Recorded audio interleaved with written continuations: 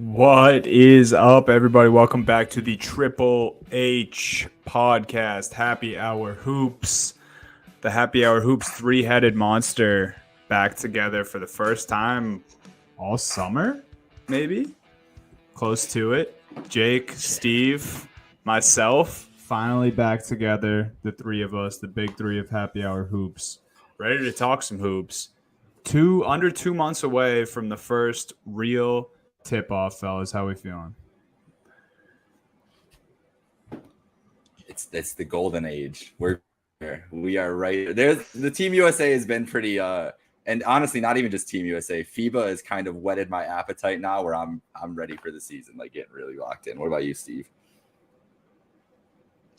It was a nice, couple months off from the basketball, and we're ready to go. I say this all is my favorite season. We got football starting up. We got the hype for basketball. I'm not going to diss the NBA. I've still been tuning in. The Liberty, they might be the ones to beat now, my aces, but the NBA's coming. It's looking that way. And it was pretty crazy. I think we're going to see maybe a little more right before, but the NBA, we say it all the time. You don't need games for the NBA to be in all the headlines. They do a great staying relevant during the offseason. Yeah, and that's a good point. We have FIBA going on, so there's that. But I think you're right. I think the headlines have honestly been the headlines of guys who aren't in FIBA, who aren't playing for Team USA, have probably been stronger and more in the news than any FIBA or USA basketball. And we can start with that, getting right into the news and notes. A few things that we've had since the last time we recorded. One that I want to start with that's just short. Bronny James should make a full recovery. So he had the scary heart situation where he collapsed at practice. It was pretty hush for a few weeks after that. No one really knew what state he was in, if he would play basketball this year, what his future for basketball would be like.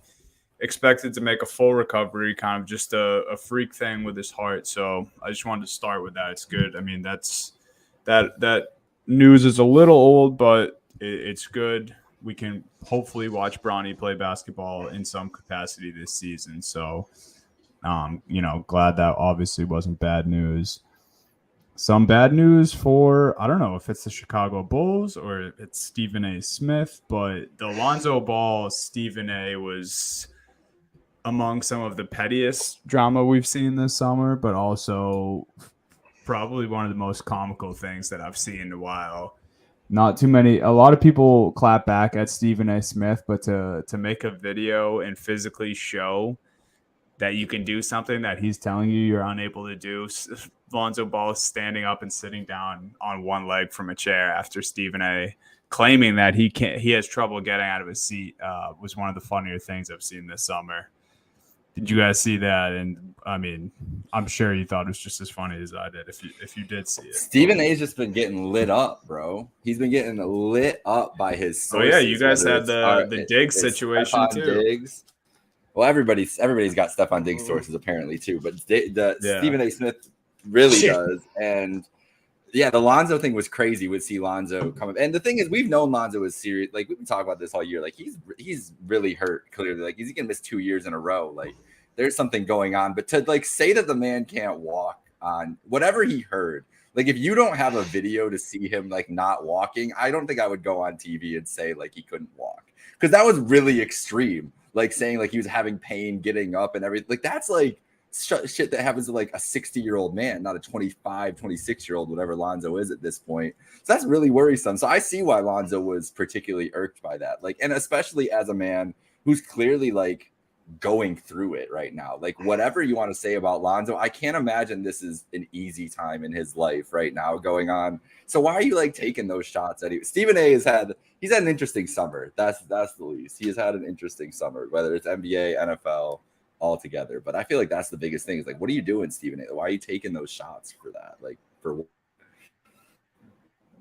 Yeah, and he was trying to be so serious about it too. Like he put on like they gave him his close up, and he was like, my sources close to me are telling me that he's having trouble even getting out of a chair, and like did his Stephen A voice. And it's just so corny because, like you said, Jay, like Lonzo, nothing about this dude's attitude or the way he's played in the past suggests that he would be shy. Like, this isn't a Ben Simmons situation. This is a freak thing where obviously there's something seriously wrong with his knee.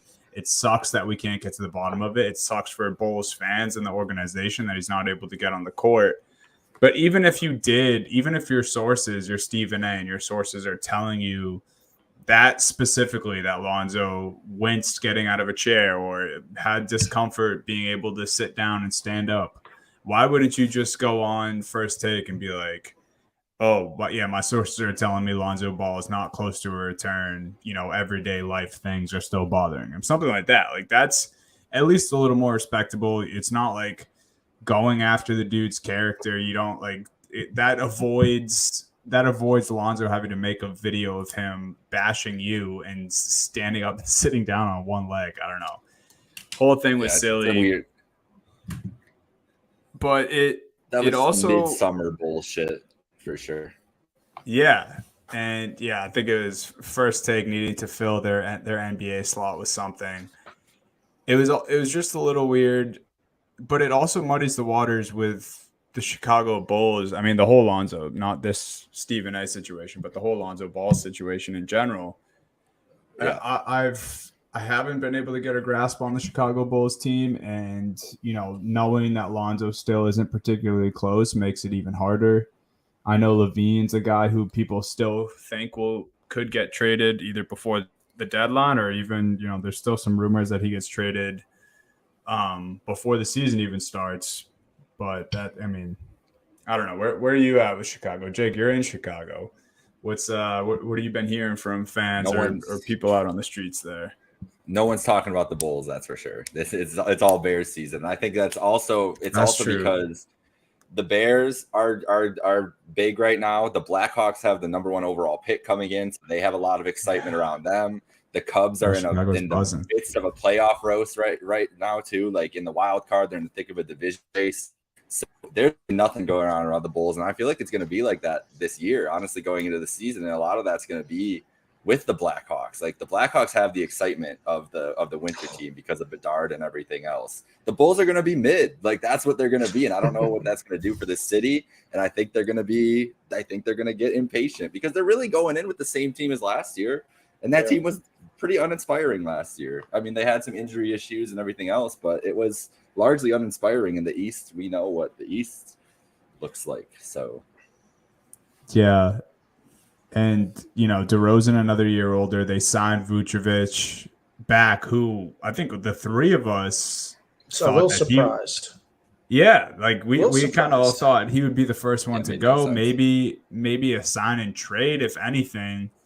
But no, Big Vooch back on the roster. You mentioned it, Jake. They're sticking with it. You bring up a good point about the other Chicago sports. It's probably in the Bulls. It was a happy accident for the Bulls, but it's probably a good thing that the Blackhawks have the number 1 pick. Chicago Bears, Justin Fields, hype train is in full force. Yeah, so that's we got a lot of people like just NFL experts saying the Bears are going to win the division. It's crazy. Yeah. The Bulls might be the worst of the Chicago teams, and they might be.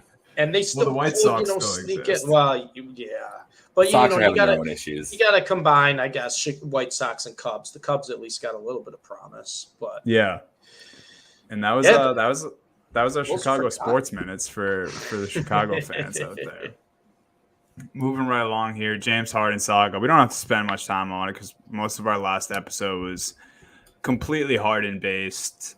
I don't know if you guys have any differing opinions from the last time we talked, or if you've seen anything new. Obviously, Harden fined after the last time we were on here for his comments about Daryl Morey, calling him a liar, which I get it.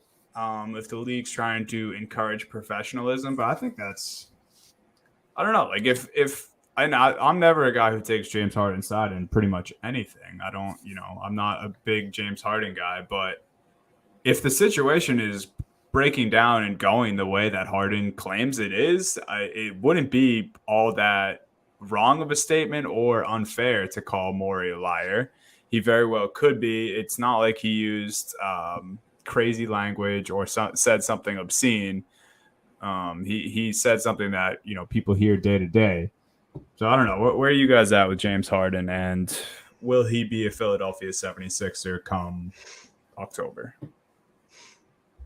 I mean, you know I'm always anti James Harden. Anytime I can take a shot at him, I'll take a shot at him. And it seems like he doesn't want to be a Philadelphia 76er the way this is going. But it's just with Philly, Donnie, until I see something differently, I'm just going to say he's still going to be there. Like every time we say, oh, here come the rumors, James Harden. Oh, James Harden might go here. James Harden might go here. James Harden might go back to Houston. James Harden might team up with so-and-so. James Harden wants to play with so-and-so. And it doesn't happen. I think Philly's at that point right now where it's just like they don't really want to run it back, but they don't really have any other options. And if it's one of those things where we know the type of player James Harden is. We know the type of talent he is. But we also know everything that comes with it. James Harden's got a lot of baggage. He's sitting at the baggage claim for about 30 minutes, grabbing all his bags, no matter where he lands. And I think at that point, it makes it very, very hard because you're still talking about a guy who can play at a superstar level. We saw the flashes of James Harden this past season where, you know, he's a roller coaster. He has his games where he looks like a top 5 player in the league, and then he has his games where he completely disappears off the court. And it's just one of those things where I think we're at the point now where it's just going to be like we can hear all these rumors for 3 months, and James Harden's still going to be in a Philly uniform. What do you think, Jake? We're going to see Fat Harden before we see him traded. So I'm just waiting on that day. I cannot wait. You know, we will have full Fat Harden coverage at Happy Hour Hoops. That's for sure. Tell everyone that works at the Philly Pro Shop to expect some double XL Hardens all over the shelves. Okay, so we have Harden trade saga, the darling trade saga of the offseason, or you know, the anti-hero trade saga, if you will, because some people don't like it, some people love it, and regardless if you like it or not, you're going to be hearing about it because we've been hearing about it all summer. Damian Lillard. Yeah. I mean, where are you guys at with this? I saw it today, and it's funny. The only reason I saw this is because one of my Celtics mutuals on Twitter quote tweeted it and said, I seriously do not care about any more Damian Lillard updates. And that was it. And then I clicked on the tweet that they were quote tweeting, and it was NBA executive says not many teams were lining up before his agent said he only wants to be in Miami. So I just feel like we're just getting the same story in different verbiage. Miami has him over a barrel. Like that's what the last story I saw was that Miami was like trying not to include Hero in the trade. And if Miami is in a position where they can be like, we don't know if we want to include Tyler Hero in this trade, then Portland has no fucking choice. They just got to make this deal like sooner than later and hope they get Tyler Hero, I guess. Portland already made their bet too by taking Scoot Henderson and not trading the pick. They already I think by taking Scoot at 3 and not trading that pick, it's Portland saying, okay, it's time to move on. It's time to focus about the future. Let's trade Dame. And now you haven't traded Dame. So what are you doing there? You got 3 guards that basically kind of all play the same role. It's like, what are you doing in this situation? And you saw what, they wanted from Miami. And it's like, you're acting like Damian Lillard's 24, 25 years old with the type of packages in return you want. So it's one of those things. I think Portland almost backed themselves into a corner by taking Scoot at 3, not trading that pick for assets or whatnot around Dame, saying, you know what, we're going to go a different direction. We're going to, try to get younger. We're going to try to rebuild. It's like, okay, now you have your only really true valuable piece to trade, and you can't even get a deal done. And it's crazy because we're talking about Damian Lillard, who, when healthy, is probably a top 5 point guard in the league. Yeah, I think when healthy, he's probably top 3 for me. Yeah, it's weird. I agree with you, Steve. I think everyone involved in this situation has handled it just about as poorly as possible, to be honest. Yeah. I think Portland leading up to the draft and then their selection on draft night, not exhausting their options with that pick and trying to get as good of a package in return as you can get for that pick. And instead, they were still just focused on what they could get for Dame Lillard, which we're hearing executives come out now and say, who the hell was actually lining up for this 33-year-old point guard which I just said, so that, I'm not trying to throw too much shade on Lillard, but he is a 33-year-old point guard. He has been one of the more injured players over the last 2 years across the league. Granted, he plays games, and then he has games where he can drop 70, but I don't know. I think you would just be better off trading the pick. So I think Portland screwed that one up. And then Dame and his agent, I feel like they just can't stop saying the worst things possible for the situation. And now they're so stuck in it that he really has to be like, oh no, it's Miami or bust at this point. His agent sounds kind of foolish. He sounds kind of foolish. Portland looks like they screwed it up. But how we started this conversation, Miami seems to have all the control of what's going on with Damian Lillard and his future. I think at some point, if you're Portland, you just got to bite the bullet and send him there for the next best offer you get, or wherever. If someone else steps up and they give you an offer, you got to take it, because you do have Scoot, you do have Anthony Simons, you do have an okay cast around them. Like, it's not like a superstar walks from this team and they're dead in the water and they're going to be a bottom 3 team in the league. I think if Dame walks and they only get draft capital back, I still think they're okay. I don't think they're going to be a playoff team. I don't think they're going to be a play-in team. But in a few years, maybe they could get back to that spot, depending on how Scoot and Anthony Simons develop. But it's just a big what if. It's kind of been all summer with this situation.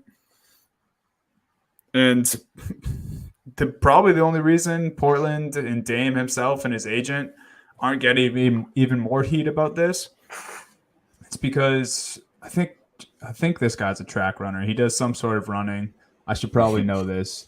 But Noah Lyles tried blasting the NBA by saying he doesn't get why they call themselves world champions when they win the title. And he got destroyed by athletes, musicians, celebrities. Everyone came at him for this. I assume we all share the same opinion. I mean, is he brain dead? Is he brain dead? Like, first off, he does the NBA champs. The worst time to have this NBA champs not calling themselves world champions is after the Denver Nuggets win the championship, led by probably the best international player in the league, Nikola Jokic. Like, that is the worst time. Not only that, probably the 2 best players in the NBA right now, Giannis Antetokounmpo and Nikola Jokic, international players. This same season, we just had a generational prospect go number 1 in the draft, Victor Wembanyama. Guess what? He's from France. It looked like Luka Doncic. Like, the list goes on and on and on. How about Jokic's point guard? Jamal Murray's from Canada. Yeah, that's what I'm saying. SGA from Canada. Like, you see these types of players. It's from all over. It's crazy. But the timing of it makes no sense, because you have the defending champs who were carried in one of the most impressive postseason runs, impressive regular seasons, impressive back-to-back-to-back years Nikola Jokic has had. And the same year, we have a prospect we've been talking about all year, pretty much 2 years, is a generational type talent, a prospect we haven't really had this much hype since LeBron, and Victor Wembanyama. And this guy goes, he wants to say, they world champions. It's not a whole international thing. The guys who can't make it NBA are the ones that are playing out in Europe, or the ones that are playing in China. Yeah. Those are the guys who can't make it in here. This is the most competitive league because they're taking the talent, the best of the best from the entire world. We've seen right now, and I would argue, guys, I don't think there really is other side to the argument, that right now in the NBA is where it's the most impressive and deepest international talent pool that we've ever had. I agree with that. Oh, 100%.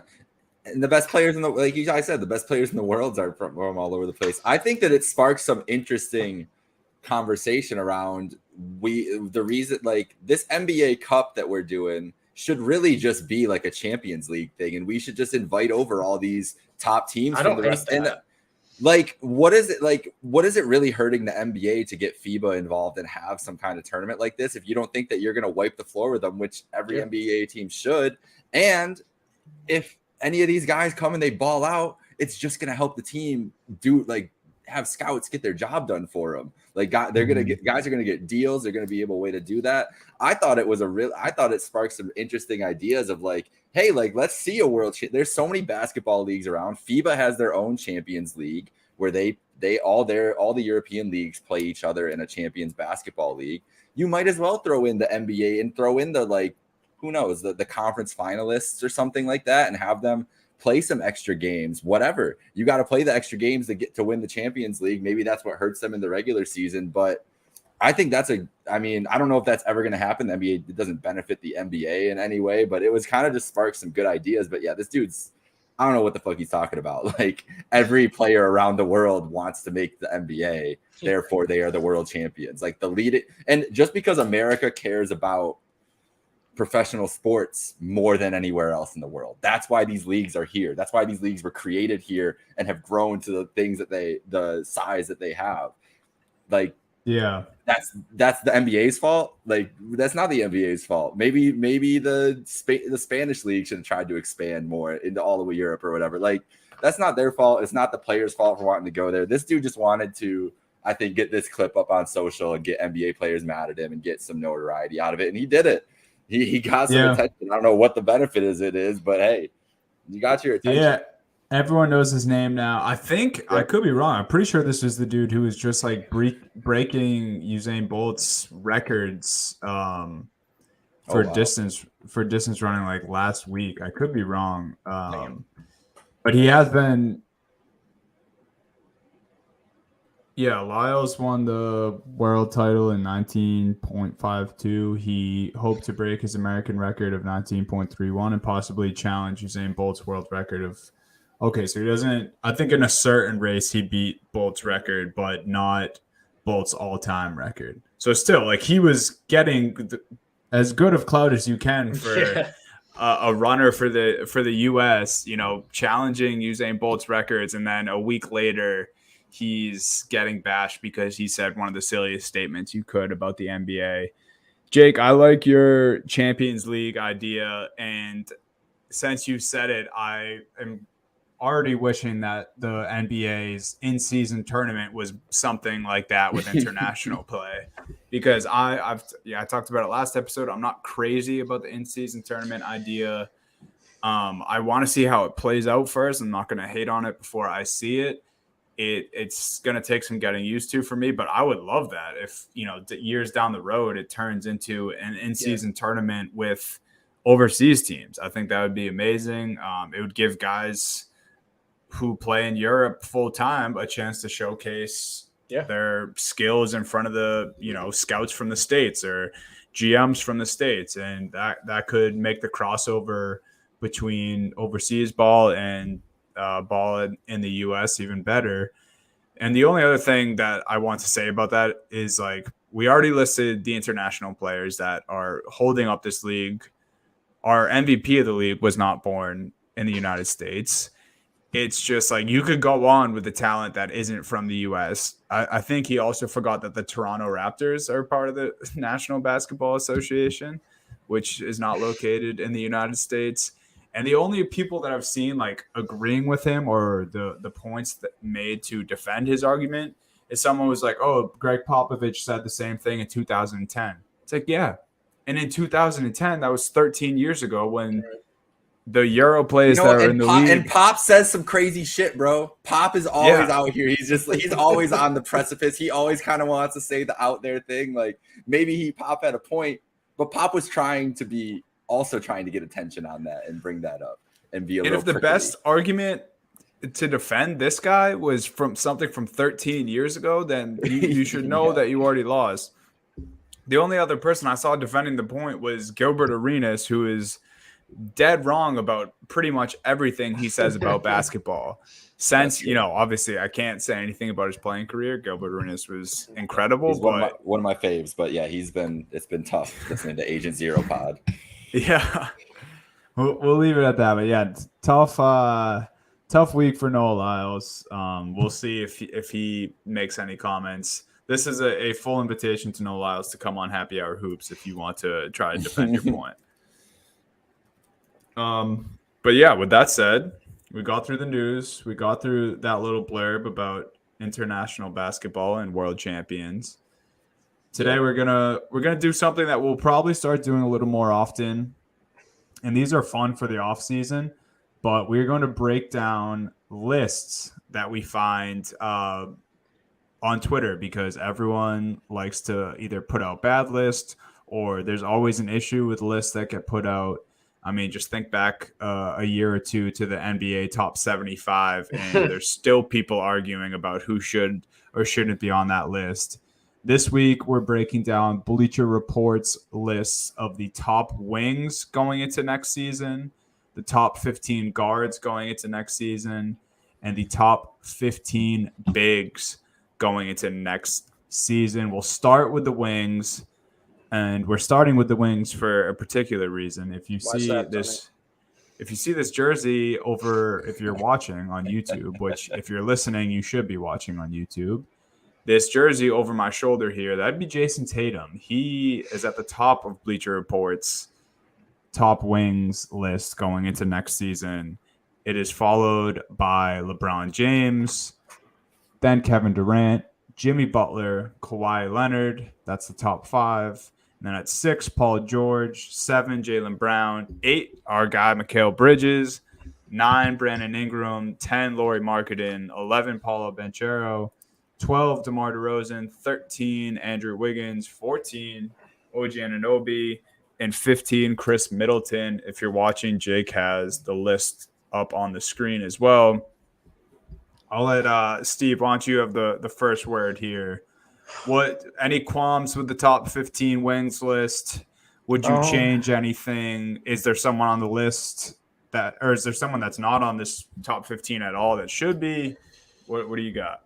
I think of the 3 we're going to go over, I think this is probably the best one, or the one that I can agree with the most. The one I will say, obviously I know Tatum's 1. It's hard because I still look at it, and if we're going into the entirety of next season, right, Tatum at number 1, I can see that.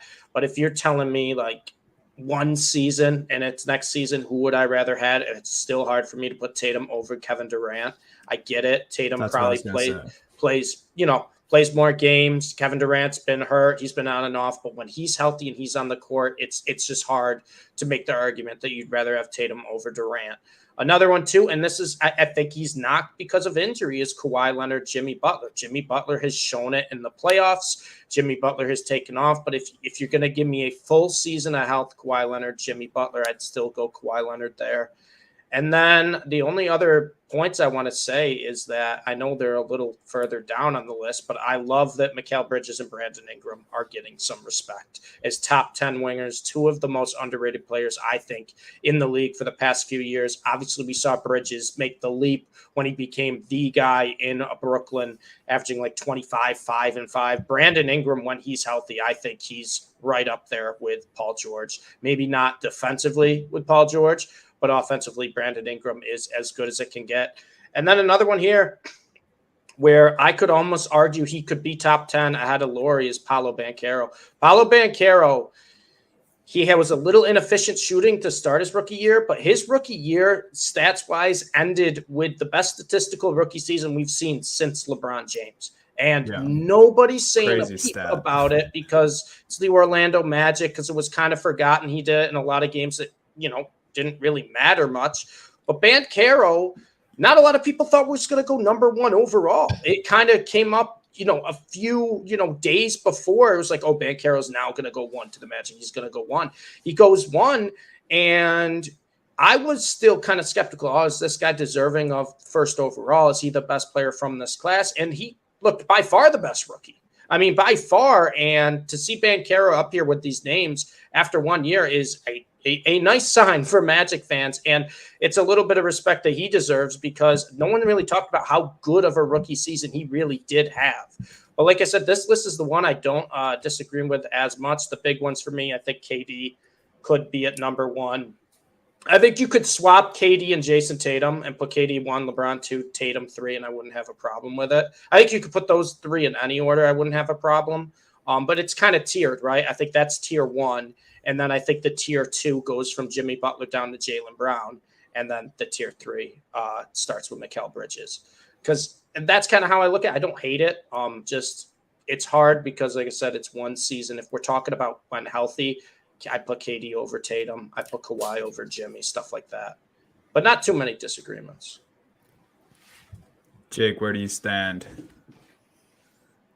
Well, if I wanted to just be extremely biased, I would just say LeBron still has to be number one because I don't think any of these guys have taken number one from him. So it's kind of hard for me to put Tatum above of him. I think I'm with Durant still being the number one guy. I think I felt like that last year. He just feels like if he's healthy, he's got the most tools in the arsenal. But yeah, I'm kind of with you, Steve. I don't mind the list.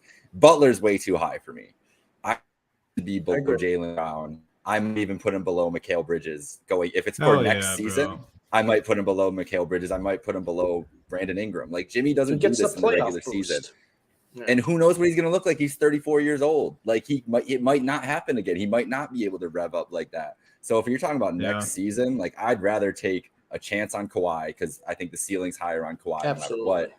PG has been pretty healthy and pretty damn good the last couple of years. Honestly, he's changed my mind on him. And then Jalen, Mikal, and Brandon Ingram, we talked about them. I mean, you just talked about Mikal and Brandon Ingram. We've talked about Jaylen Brown at length on this podcast. Like those are three young guys I think I'd rather have over Jimmy. So I think Jimmy, I get why he's there. I get why they gave him that spot and gave him that respect. But I think I'd have him like 8 or 9 rather than in that top of that. And then I might have LeBron. I might have Durant, LeBron 1, 2, and Tatum 3 if I was making this list. But I don't hate having Tatum there because he's the young guy. He's clearly the most. Right. He's clearly next up out of those guys and will be passing them. I just don't know if I do it yet when those two guys are still playing on such a high level. Yeah, so I actually tend to agree with you guys. Obviously, I love Tatum as the top wing ranked on this list. But I'm with you guys. Like if Durant's here and Tatum's 3 and Bron's 2, or vice versa, Bron's 1, Durant's 2, Tatum's 3, like I could be fine with that. The thing that's weird, and Steve touched on it a little bit, like is injury brought into this? Because I think on the next two lists we're going to talk about, I think it is factored in, but it's a little weird that it seems like it's not on this one. Because if that were the case, I would have Jalen above Kawhi and both Paul George just purely on availability. And I realize to some people, Jalen at 5 might be too uncomfortable, which it might be. That might be getting a little too high, but it's weird. My only other qualm, I guess, with this list, because I agree with you guys. I think it's probably the most accurate of the 3. Lauri Markkanen is too high on this list for me. I think I would have him, and I get it. He had an unbelievable season last year, but let's not forget he was in Utah where they basically all had the green light to go be the best versions of themselves because there's no expectations. They cleaned house, and it was a bunch of above average guys on a team together, and Lauri was the one who grabbed hold of his big boy pants and said, I'm gonna take over this offense. And that's what he did. So he had an amazing season. But I think going into next year, I would rather Paolo, I'd rather DeMar, I'd rather Wiggins, I'd rather OG. Chris Middleton's the only guy, and I think Middleton debatably could get taken off this list for another wing out there. Other than that, I like it. I think I'd still take Lauri over OG. I know we love OG and we talk about his defense and everything like that, but at some point, like a lot of these guys, as we look at kind of the go-to options on their team, OG is like usually the third option. And I think Lauri, obviously OG, clears him defensively, but I think Lauri. I think that's why he's here. Yeah. Despite what we say about the Jazz, and I agree with you, it was just kind of go out there and do what you can do. I think he did take a step up, and I think it needs to be recognized a little bit. But I do agree. I think Banchero and DeMar I'd definitely much rather have than Lauri next year. Mm-hmm. Word. Yeah. So let's move right along here. We're gonna speed run these last two lists. BR Bleacher Report's top 15 guards list.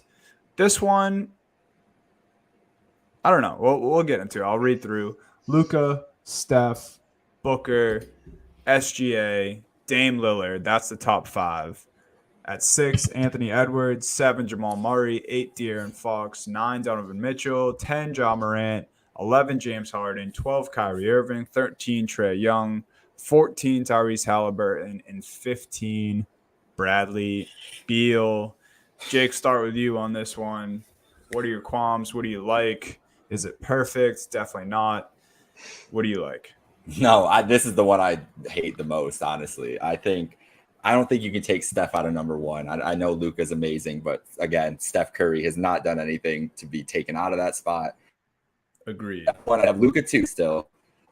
This SGA tier, having Jamal here, John Morant is, I don't care what happens off the court, and maybe that's what they're saying here next season, but when he steps on the court, I expect him to be a top 5 guard in the NBA. Yeah, he can't be 10. And so if you want to say because he's missing games, that's why he's not a top 15 guard, fine, whatever. But talent-wise, performance, production, I think he has to be at least above Dame. I think I would put him above there. Maybe not Shea. That's an interesting one. And my other biggest complaint is Tyrese Halliburton is better than Trae Young, Kyrie Irving, and James Harden at this point. Like, it's not even a fucking close. It's not even close. That is disrespectful to that man to be under those three. And those are just all names that are bigger than him that got that reason. I would take Tyrese Halliburton. I'd plop him right under Anthony Edwards at 7, and I would have I'd take him over. Yeah, saying Halliburton over Jamal Murray, over De'Aaron Fox, over Donovan Mitchell, and that's then Ja Morant. I agree. I ja Morant. Like, if you go right now and take all the off-court issues aside, if you go right now and you ask both teams are across the league, who's a better player, Ja Morant, De'Aaron Fox? Not one person saying Fox better than Ja Morant. Donovan Mitchell or Ja Morant? You're going Ja Morant there. Ja Morant or Jamal Murray. And like I said, Jimmy Butler got the playoff boost. Jamal Murray got the playoff bump. That's kind of what happened with this list. No way I'm saying Jamal Murray's better than Ja Morant from what we've seen in the larger sample size. I like Jamal Murray a lot. I think he got boosted up a little much. But like I said, Tyrese Halliburton, to me, I've seen enough. I know it's kind of an awkward shooting style. I know he's a playmaker, pass-first type of guy. Tyrese Halliburton, I would take over, I think, all the guys after Anthony Edwards. I really think Halliburton's getting disrespected down there.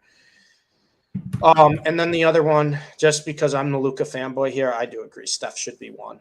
What have we seen from Steph to not be 1, right? The teams he carries, the moments he has. I love Luka, don't get me wrong. And Luka has been backpacking the Mavs his entire career. But Steph Curry has been doing that and winning championships. Yeah, and then Steph Curry has to still be 1. Devin Booker ahead of SGA, I like, but we'll see. We'll see after this year because I think SGA is really proving to be right up there, right after Luka and Steph on this list. He's been a fucking killer for Canada. My hope is that we just get USA Canada, but I'm also terrified because SGA might just cook that whole Team USA team. So good, dude. So real quick before we go to the bigs, my thing on this list, I'm with you guys. Steph's got to be 1. Luka, as good as he's been, there is reasons why he shouldn't be number 1.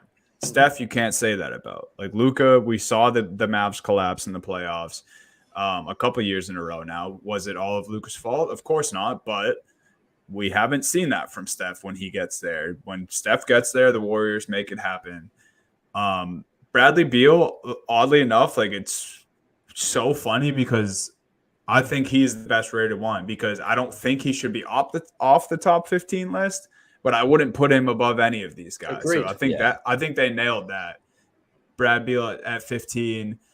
I think Dame should be above Book and SGA for right now. I know we talked at the top about how Dame's 33. I just think he's earned that 3 spot. I think Steph, Luka, Dame should be solidified going into next season, obviously subject to change. I'm with that. And then my only other thing, I guess 2 things. I think Anthony Edwards is where he is on this list strictly because of how much of a darling he's become in Team USA. Yeah. And how much Steve Kerr has been talking him up and all the highlights we've seen, which is fine because this is going into next season, so it's all relevant. Yeah. And then Trae Young, I think he has to be above Harden and Kyrie. Whether it's an availability thing, his playmaking and scoring in bunches, I just think he's a better option for your team going into next season than those two guys. He may be a villain. He may not be as liked as everyone, but you're right. Trae Young's a damn good basketball player. And I just think the efficiency and availability at this point is better than those two guys. I agree. All right. And we're going to end with the bigs. Bleacher Report's top 15 bigs for next season. Top 4, really no surprise. And I don't have qualms with, but we'll see. Yeah. 1, Jokic. 2, Giannis. 3, Embiid. 4, Anthony Davis. 5, Cat. 6, Siakam. 7, Bam. 8, Zion. 9, Jaren Jackson Jr. 10, Sabonis. 11, Evan Mobley. 12, newcomer to the Celtics, Kristaps Porzingis. 13, Draymond Green. 14, DeAndre Ayton. And 15, Julius Randle. Steve, we'll start back up with you on the bigs. So I agree. Top 4, I think that's locked. I don't think there's any argument you can make. I think it's locked in that order too. Maybe you could, before maybe the playoffs, argue Giannis, Jokic, but I think Jokic has, at least for now, been like, I'm 1, Giannis is 2. My first issue is number 5, Karl Anthony Towns. I say this all the time. Karl Anthony Towns is probably the best star who's not a superstar. You are not the 5th best player in the league, and he's treated like a superstar. Karl Anthony Towns can have some great games where he fills up the box score, where he's hitting his threes. And then he has games where not only is he disappear, he actively hurts the Timberwolves. I don't think that's a top 5 player in the or top 5 big in the league. I would move Towns down a decent bit. I would take Pascal Siakam over Karl Anthony Towns. I would take Bam Adebayo over Karl Anthony Towns. Once again, we're talking health here with Zion at 8, but if you give me a healthy Zion Williamson, I'm taking him over Towns. Jaren Jackson Jr. is up there for his defense, but basically Jaren Jackson Jr., I think, is better than Karl Anthony Towns consistently wise. We know what we're going to get from JJ every night. We don't know what we're going to get from Towns. And then you go Sabonis Towns, and I almost would rather go Sabonis over Towns.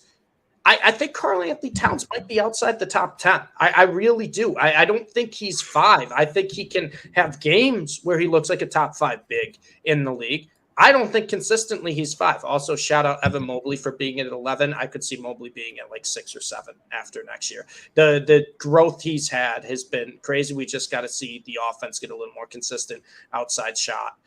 And then DeAndre Ayton get off the list. You're not top 15. You're just not. You're just not. You haven't shown. I was gonna kick Draymond off.